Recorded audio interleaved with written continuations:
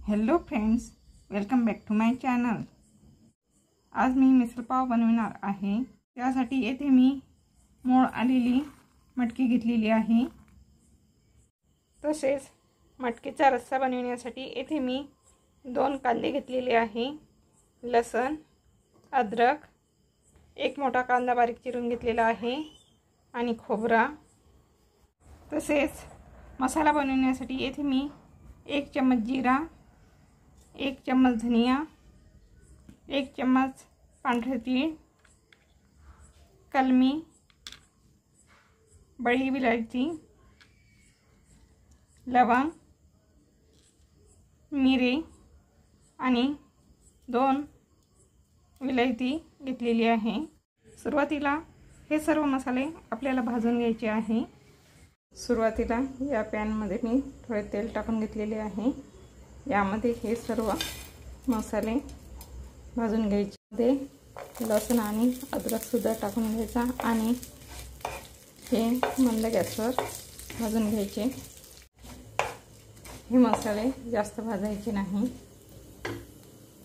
कांदा आणि खोबरा मी अशा तऱ्हेने भाजून घेत आहे, यामुळे मिसळचा रस्सा खूप टेस्टी होईल। मसाला तयार होईपर्यंत आपण ही मटकी वाफून घेऊ। सुरुवातीला ही मटकी मी पातेल्यामध्ये टाकून घेतली। हळदी आणि मीठ टाकून घ्यायचे आणि पाणी टाकून घ्यायचे। झाकण ठेवून ही 8 ते 10 मिनिट मटकी शिजू द्यायची। हा भाजलेला कांदा मी बारीक करून घेतलेला आहे। खोबरे बारीक करून घेतलेले आहे। हा मसाला सुद्धा यामध्ये टाकून घ्यायचा आणि मिक्सरमध्ये छान बारीक करून घ्यायचा। अशा प्रकारे थोडे पाणी टाकून हा मसाला बारीक करून घ्यायचा।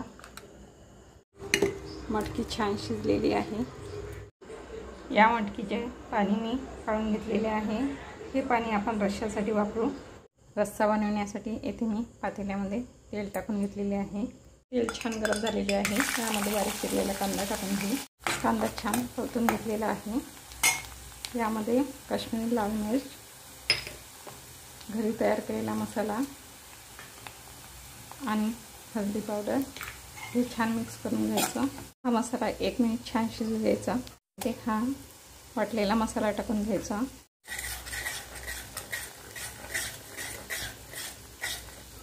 मसाला छान तेलामध्ये शिजू द्यायचा।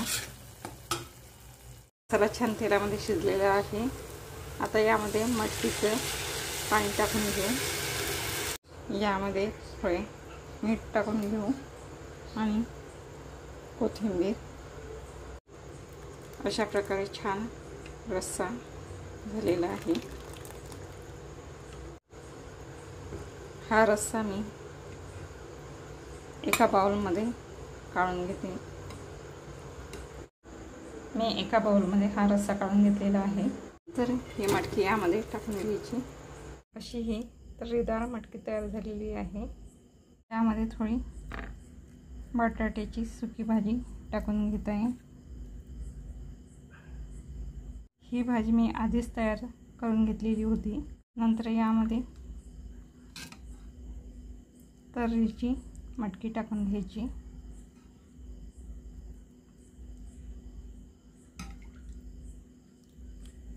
नंतर यामध्ये फरसाण टाकून घ्यायचं।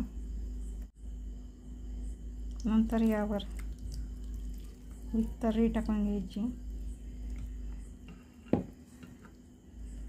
अशी ही झणझणीत मिसळ पाव तयार झालेली आहे। अशी ही महाराष्ट्रीयन झणझणीत मिसळ पाव तुम्हाला जर आवडली असेल तर माझ्या रेसिपीला लाईक करा, शेअर करा आणि माझ्या चॅनलला सबस्क्राईब करायला विसरू नका। तुम्ही माझा व्हिडिओ बघितला त्याबद्दल धन्यवाद।